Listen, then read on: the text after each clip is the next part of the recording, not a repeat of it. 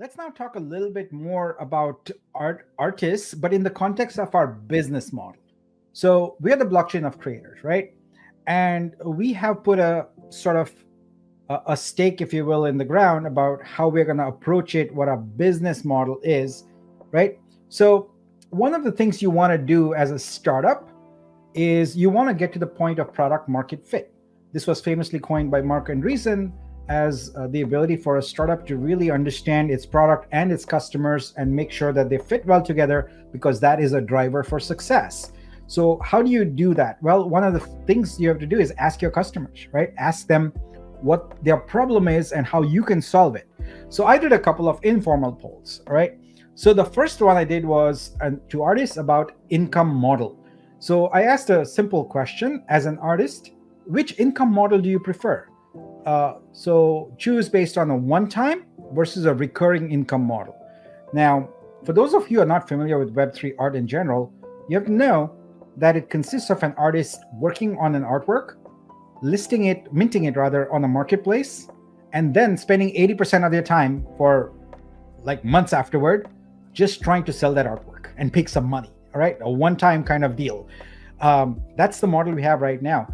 Actually, we still have this notion of starving artists, and the third option there is one in jest a little bit. Anything is better than zero, because it is true that many artists here in this space, they create an artwork and don't make a sale for months, many months. I'm not talking about 1 or 2 months, for 6 months, 8 months, even a year, you know. And the idea of a recurring income is the foundation of Vitruvio blockchain for creators, because everything we are doing is geared around aligning the incentives for crypto investors and artists. And in the process, if we can have artists make a sustainable income, we have solved one of the biggest problems in the world that has been around there forever. Since art was there, this is a problem, and we are on track to solve it.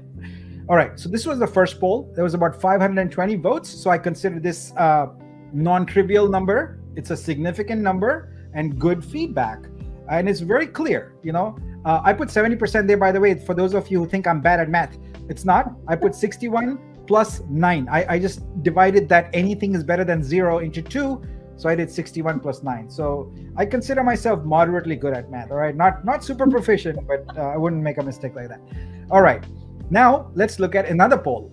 This poll had 493 votes, and in it I asked, what was your total income from art NFTs? Not PFPs, because we've got a lot of those projects, but pure art in 2023. All chains, all marketplaces, all anything, editions, etc. And look at this number. It's very telling. 65% made less than 1,000. And honestly, if Twitter or X allowed more granularity in the polls, it only allows 4 options. You would see that that number is actually less than 250. Most of them are less than $250. So you made a very small amount of money. Now, but you look elsewhere there, and you see that 22% made $5,000. Now, if someone is in the United States, or let's say the Western world, etc., that seems like a trivial amount of money, nothing. But you have to remember that a large part of the world, of the globe, that is huge amount of money. That is the amount of money that you could sustain a family for like a year, So let's keep that in mind, all right? It's really, really important. So, all right, so having those 2 polls as context, let's now look at what we are doing with our business model, right? Because we have to get a product market fit. Are we doing the right thing? Is the evidence there that we are doing the right thing? Well, let's look at it. So we have 4 license types. First of all, license types is a brand new thing. It doesn't exist on any other blockchain. This is it, the first time. So for many artists, they are going like, what the heck is this? Well, you're only used to NFTs. We are saying NFT is just another thing for us.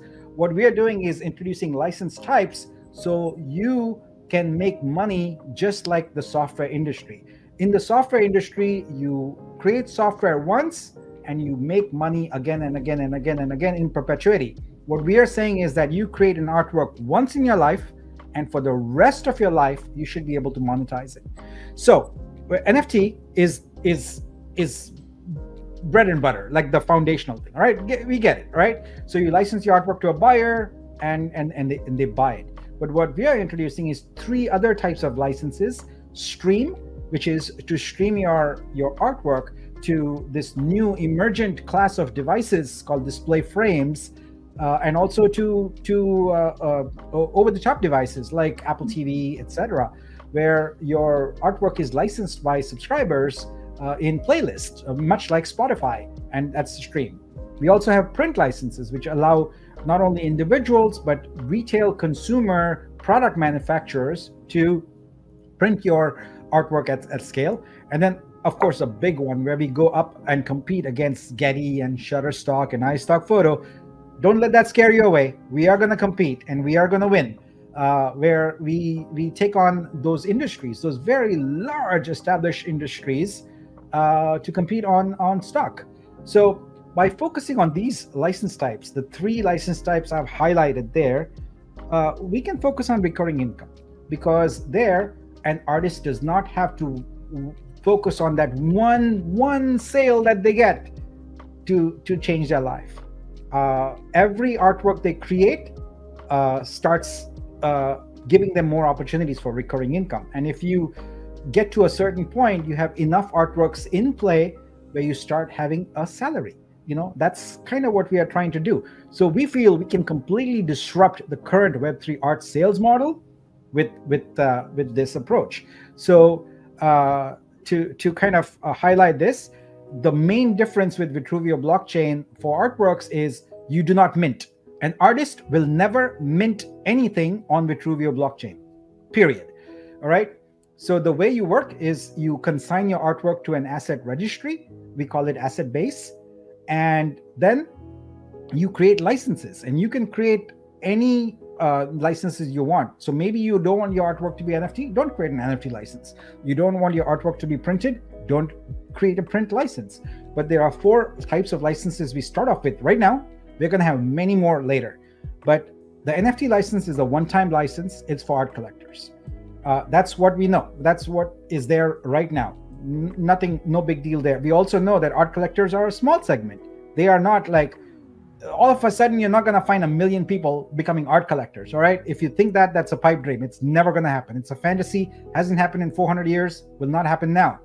This is why the recurring income is most important, where you have stream license, which goes to digital frames. You have print license, which goes to consumer goods. And you have stock license, which goes to design agencies who use your content for marketing campaigns, for promotions and things like that, right? So I just wanted to dwell on this a little bit, the poll and this, and how it fits the license tokenization model, to help you understand that there is a method to our approach to this.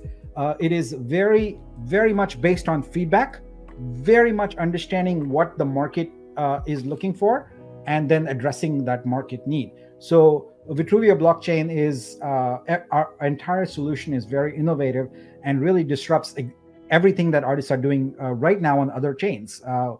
So the concept of you must go to a marketplace, you must mint, you must make an edition or a one of one, all of that out the window. We have a brand new model.